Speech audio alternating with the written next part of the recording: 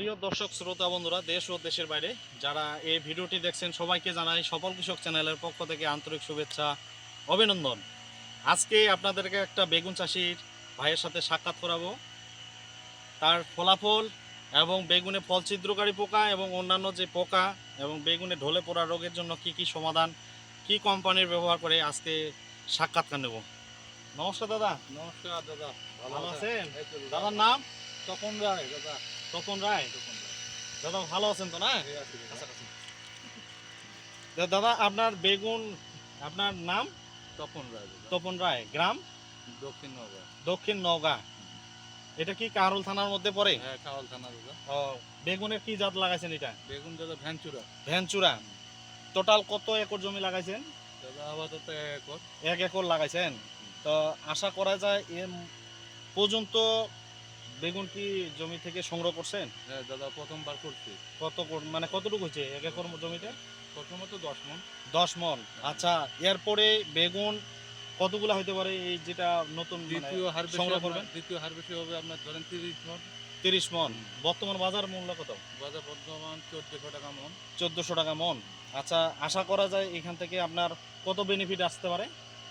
দাদা এখন বলা যাবে না, এটা বেনিফিট হলে দাদা আপনার মূল্যের উপরে। মূল্যের উপরে আর কি। হ্যাঁ। তারপরও আশা কত? আসার উপর 12 লাখের উপরে। 12 লাখের উপরে। হ্যাঁ। অর্থাৎ আপনার এ পর্যন্ত খরচা কতটুকু হয়েছে জমিতে? এ পর্যন্ত খরচা গেল দাদা 3 লাখেরও বেশি হয়ে গেছে। 3 লাখের উপরে হয়েছে আর কি। তা জমিতে যে ফল ছিদ্রকারী পোকা যে ধরে, তা আপনি কোন কোম্পানির কি ব্যবহার করেন? দাদা বর্তমান তো ইয়ন কোম্পানি ব্যবহার করতেছি। ইয়ন কোম্পানির? হ্যাঁ। তা কি ব্যবহার করেন? দাদা ব্যবহার হলো অটোবাগ, কমরেড, ভ্যানম, হাতিয়ার। হাতিয়ার হ্যাঁ, এগুলা এটা আপনার সিরিয়াল অনুযায়ী উল্টা পাট করে ব্যবহার করতে আছে একের পরে। মানে কন্টিনিউ ভাবে হ্যাঁ। উল্টানেট করে ব্যবহার করতে আছেন আর কি। এতে দেখা গেল যে আমার ফল ছিদ্রকারী এবং হাড় পোকা মানে ডগা ছিদ্রকারী যেটা যে হ্যাঁ, বেগুনের যে ফল দুটাই ছিদ্র কম দাদা। একবারে নাই তুলনামূলকভাবে।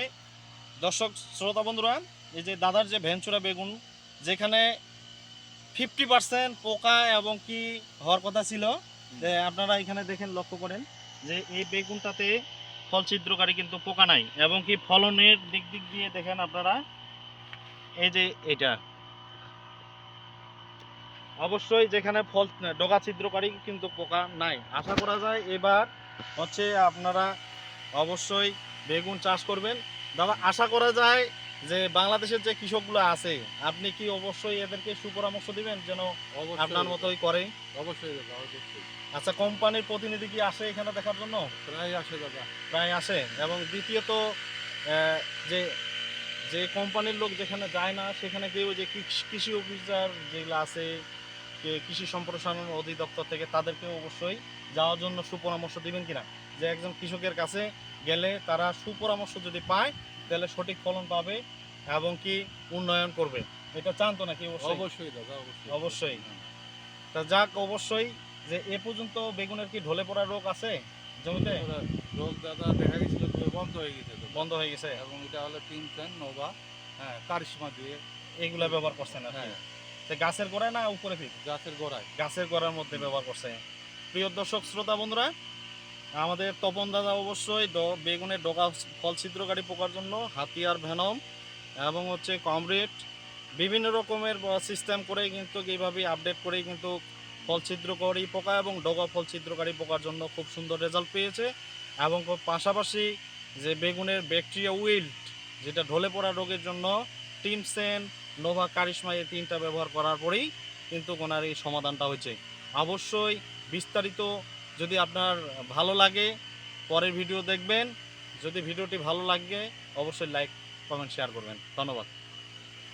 এটা করে নিন।